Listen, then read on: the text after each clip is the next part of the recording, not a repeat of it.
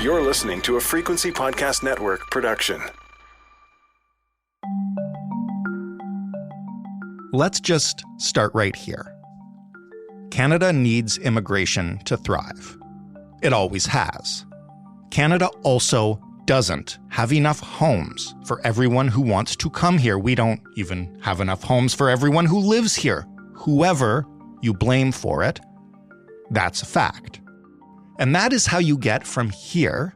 The federal government is expanding Canada's immigration targets, saying on Tuesday the country will bring in 500,000 permanent residents per year starting in 2025. To here, the federal government may put a cap on the number of international students allowed to study in Canada, a suggestion that's supposed to be a step in solving the housing crisis. In less than 1 year. When the federal government floated the idea this week of a cap on international student visas, the reaction was immediate and intense. That's because it's an issue that sits at the intersection of what Canada would like itself to be and the reality of the country as it is. So what is at play here? Would capping student visas measurably curb the housing crisis? Would it crush post-secondary education? Would it send a message that we're serious about fixing this problem? Or would it embolden an anti-immigrant sentiment without achieving enough to make a difference?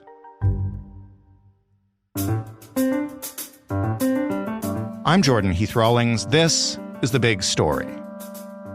Laura Dhillon Kane is the Ottawa bureau chief for Bloomberg News, covering the Canadian government and economy right now, reporting on student visas. Hello, Laura. Hello, Jordan. Thank you so much for having me. Thanks for joining us. I'm glad I caught you in the midst of reporting on this thing. Yes, this issue has certainly come to a head recently. So we're seeing the government speaking about it. We're seeing experts speaking about it and international students speaking out as well. So eager to continue my reporting on it and to talk about it with you a little bit. So maybe off the top, I know this has been reported on extensively, but for people who want to know the big picture, what are student visas in this context? How do they work in Canada? Well, the federal government is responsible for issuing student visas to foreigners who want to study in Canada. So first, a prospective international student has to gain acceptance to a Canadian university or college. Once they do that and they have an admission letter in hand, then they can apply for a student visa, which allows them to come travel here and study at their university or college of choice. So once they do have that acceptance letter, though, there's really no cap that the federal government issues on the number of international students that it lets into the country. So while the government every year issues a permanent resident target, for example, last year that number was 430,000, there's no cap on the number of international students or temporary foreign workers. So we actually had 1 million newcomers come into Canada last year. So more than half of those were temporary foreign workers or international students. How has that been trending over the past decade for international students in particular? Like, is it skyrocketing? Has it been relatively stable? Skyrocketing is a very fair term. So in 2014, Stephen Harper's government actually created a new international student strategy that wanted to bring in 450,000 international students by 2022. They reached that goal by 2017. So actually over the past decade, since around 2012, the number of international students studying in Canada has actually tripled. So it's gone from about 275,000 in 2012 to more than 800,000 last year. So that is an enormous influx of newcomers to Canada who are putting strain on the housing supplies and themselves struggling to access adequate housing as they fly into often smaller communities where universities and colleges have issued, record numbers of acceptance letters to international students, but have not kept pace by building enough housing to accommodate them. Why so many so fast? Is it simply because our schools are that world class, or what are the other factors at play here? There are a lot of factors at play. So we'll start with the impetus for universities to bring in international students. They can charge 3 times as much to international students. And they do, because tuition in Canada is subsidized for Canadian students. And the share of revenues that universities have received from provinces has gone down over time. So it's gone from about 42% of their revenues 10 years ago to about 35% last year. So they are getting less public funding and they need to make up that shortfall. And international students are a very lucrative option for them. Now, universities will also say that international students bring huge benefits to their institutions. They bring a worldliness. They help the other Canadian students learn about different cultures. They bring different perspectives. And then there's also an argument that they bring money into the economy. Some estimates put that figure as much as $30 billion a year. Right. So there is huge benefit, and Canada does need immigrants to sustain its labor force. And university educated immigrants are really ideal immigrants in many of the government's eyes at the provincial level and the federal level. They want the best and brightest to come to Canada. And so the federal government has made immigration rules very flexible and accommodating and allowed university graduates to begin working in Canada right away and made it pretty easy for them to get permanent residency after the fact. So that's a huge attraction for international students. So they know they can come to Canada, attend school here, eventually graduate and work, and then hopefully become a permanent resident of this country. And the tuition, while it is expensive compared to what Canadians pay, it's still much, much cheaper than in the United States, right? When Canadians look at university tuition in the US, it boggles our minds that, you could be paying $40,000 to $50,000 a year for tuition. Right. University students here, even foreign ones, are not paying nearly as much as in the US. So it's still an attractive place to come. But as these housing pressures persist, we might be in a situation where Canada starts to become less attractive to international students. That all paints, if not a rosy picture, then at least like an ideal picture of, how the system should work. It's revenue for the schools, it's opportunity for the students, and it helps diversify Canada. Is that system working as intended with everybody benefiting? That is where we run into issues. So international students, they're excited when they get the admissions to Canada. They want to move to this country and they've heard great things about it. But some are finding themselves very surprised when they get here and find out how hard it is to find a home and how expensive it is. I spoke with a student at Cape Breton University in Sydney, Nova Scotia. He was warned by his friends, from India who had already traveled there. He described it as being hard to survive there.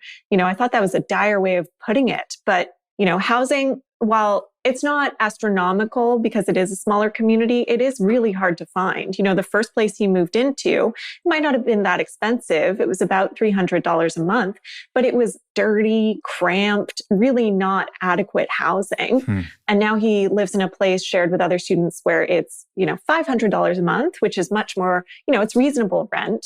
But it's harder in small towns to find a job to pay that rent. Right. The transit is also really limited. So we're looking at situations where it's not just the bigger cities that have drawn all these international students, it's smaller communities too. And those communities haven't kept pace. The universities themselves, the colleges themselves, and the communities have not kept pace with building enough housing and infrastructure to bring in such a massive influx of students. And in this community in Sydney, Nova Scotia in particular, this sort of Indian diaspora sort of emerged overnight. It wasn't a community that had a lot of Indian people.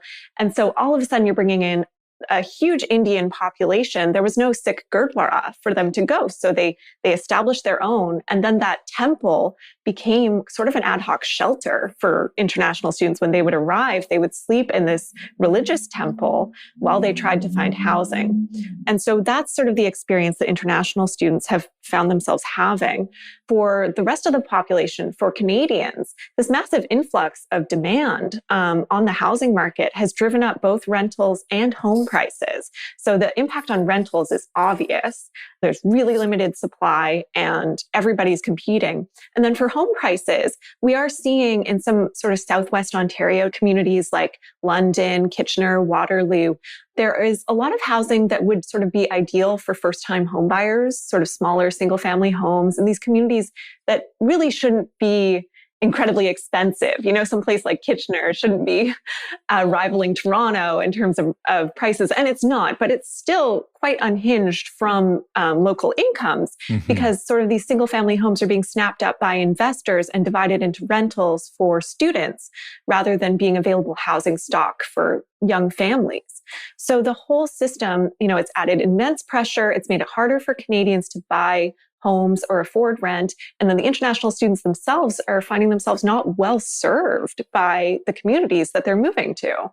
Thank you, by the way, for the perfect context of the situation as it stands. And this kind of all came to a head this week, I guess, at a cabinet retreat for the federal government in PEI. Can you kind of run through what the government has said about the future of student visas? And maybe we'll talk about the reaction to that in a minute. That's right. So there has been increasing pressure on the federal government to do something about housing affordability.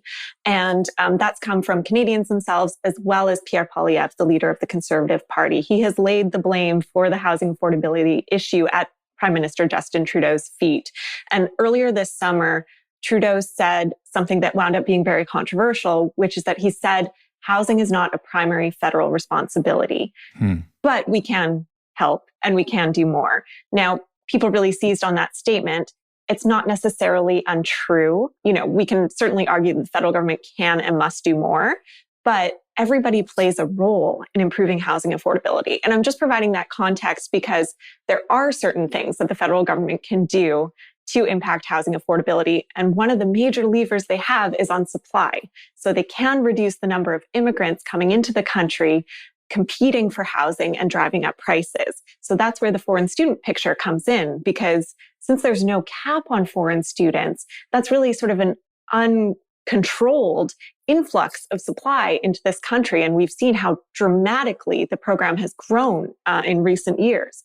So that's why Housing Minister Sean Fraser, a new housing minister, I might add, a very well-spoken one, a rising star in cabinet, sort of signaling that Trudeau realizes this issue is a vulnerability for him, that he picked this excellent minister to lead this file. So he said this week at the cabinet retreat that certainly his government would consider imposing a cap on international students, that's one thing that it could do that would have some relatively short-term impact on affordability. The reaction was mixed. I think housing experts see this as something that the government could and should do. However, provinces and universities were less keen on this. I heard from Universities Canada that they were very concerned about this. They believe that international students bring a wealth of experience to their classrooms and that, any cap needs to be worked with closely with governments. Are they really concerned about a wealth of experience, or is it like a huge revenue stream are we talking about here? Right. Is it their wealth they're more concerned with? Yeah, I think universities and colleges would point to declining provincial revenue as the source of the problem, that if there's going to be any kind of cap imposed, that public funding for universities needs to increase, because they say, in a sense, they have to find the revenue somewhere. And if they're not allowed to charge domestic students more, which they're not, particularly in Ontario, there's been a tuition freeze as well as a 10% drop in domestic tuition. Although there are some exceptions to that at certain levels of schooling. But I think it's fair to say they're concerned about the revenue drop, but they would probably argue that they need that revenue to continue providing schooling to Canadians. And so Quebec as well was concerned about it. Provinces that want to bring in immigrants, and particularly Quebec wants to bring in Francophone immigrants, they don't like the idea of imposing a cap on this stream of immigrants who are, going to be highly educated, good workers who are beneficial to the economy.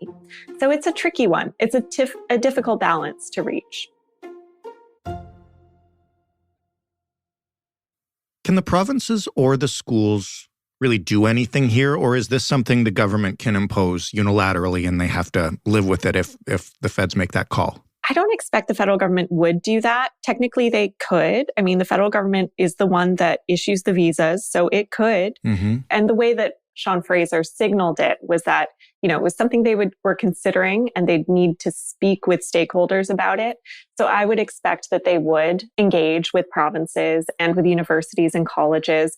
And one thing I'll just note about the federal government's approach is that they've been raising concerns about private colleges, in particular career colleges, perhaps exploiting international students. Mm-hmm. So I think that's one area that they might look into. We might see them imposing some caps on those particular institutions, or working with provinces to crack down a little bit on those institutions.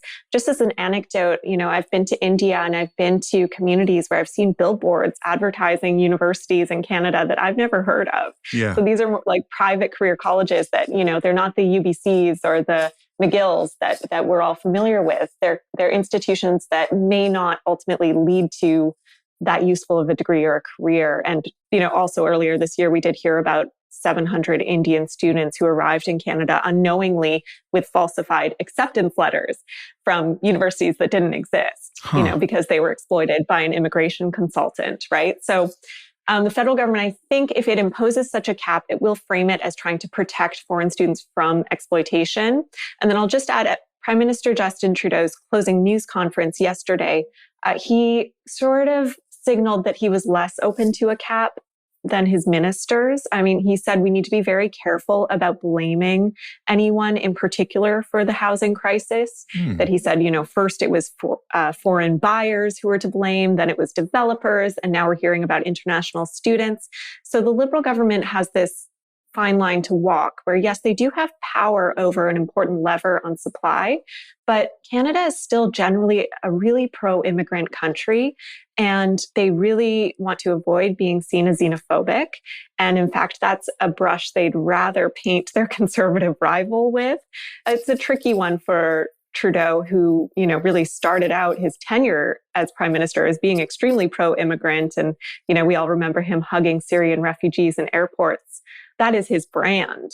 That's the last thing that I wanted to talk to you about, which is the optics of this potential move. I mean, you didn't hear it, but I played a clip in the intro of the government raising their immigration goals to 500,000 by 2025. Like, that's a really ambitious target. And then have they said anything about how those goals and the potential cap on international students can coexist?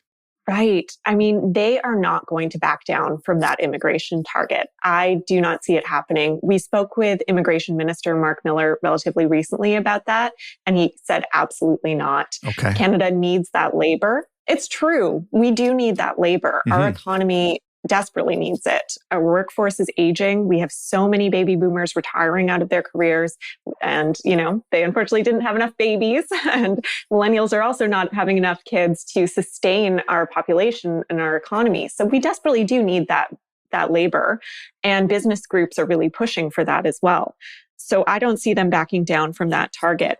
I think a foreign student cap, a sensible one, could be one way to go about it. And I think that they may be able to avoid that xenophobic paintbrush, that they're fearful of, if it was just a common sense one that was, just not having it be completely uncontrolled and having, more than 800,000 students in Canada as of the end of last year, compared with 275,000 a decade earlier.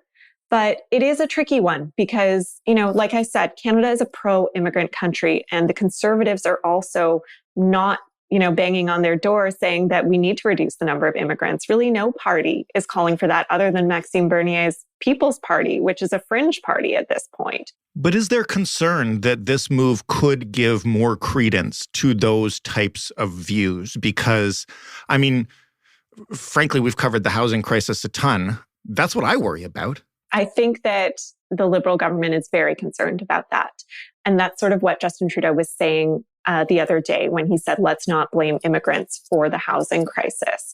And I think it's just a really tough one because I think we might be coming to a point where Canadians are going to start to be a little more anti-immigrant than we've seen in the past, just because our housing stock has not kept pace. And of course, it's not the fault of any of the newcomers coming to the country that there isn't enough housing. They're the ones who are also really struggling once they arrive with trying to find housing and to afford housing. Mm-hmm. But as the government has so aggressively increased immigration targets and various levels of government have failed to keep pace with building new housing, that might set the stage for more of an anti-immigrant turn in Canada. And I think government officials are very worried about that. That's not something they want to see.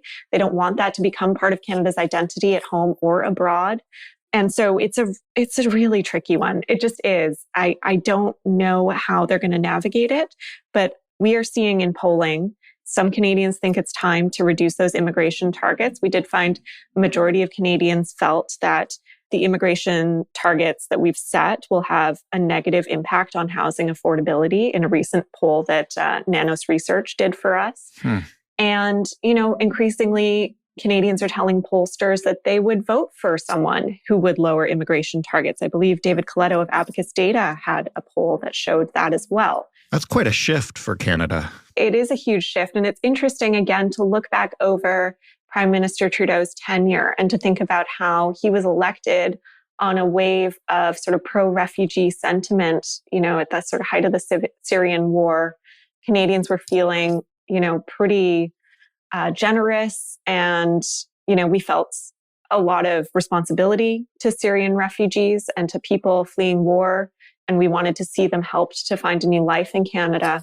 But now, 8 years later, we are struggling with, just not enough housing, soaring prices, soaring rents, a healthcare system that is frankly crumbling, infrastructure that just can't keep up. And the tides just might be turning towards more of a conservative view on immigration, that perhaps it's time to just curb the supply a little bit while we get our house in order. Last question. Do we have a timeline for this? When will we know if the government plans to act on this or not? They have not said. So really at this point, it's something that they've floated as something they're seriously considering, but they have not said whether there's any timeline for sort of stakeholder meetings or analysis. So we just don't know. We'll have to keep watching. But I will say the Trudeau government clearly knows it needs to do something about housing affordability, and it needs to be seen to be doing something quickly, even though that's not necessarily how building housing supply works. It's not something that can be done overnight, obviously. Again, the fact that Sean Fraser was moved into this role in a recent cabinet shuffle, the fact that the cabinet retreat this week was so focused on this issue really shows that Poilievre's attacks and the sort of general mood of Canadians is really having an impact on Justin Trudeau's government. And so when the fall session starts later in September, I think we will see a really strong focus on housing affordability pretty much every day in question period. And then with the fall economic statement coming sometime around November, so that's an annual budget update that sort of outlines some fresh priorities and where some money is being allocated, I think that's going to have a huge housing focus. So whether or not there is ultimately a cap imposed on international students, expect the Liberal government to be continuing to focus really strongly on housing.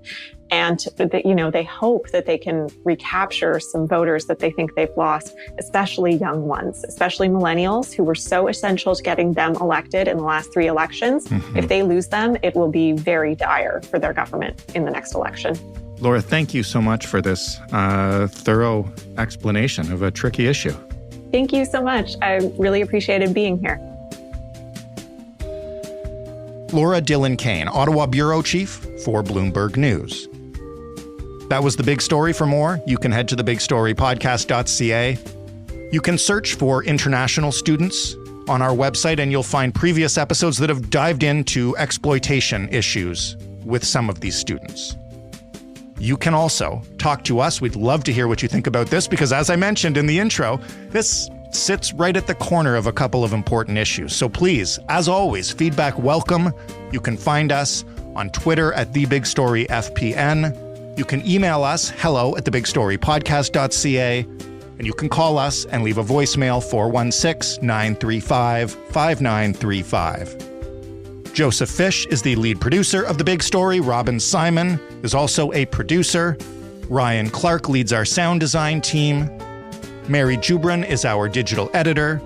Stephanie Phillips is our showrunner. I am Jordan Heath Rawlings, your host. Thanks for listening, and we'll talk on Monday.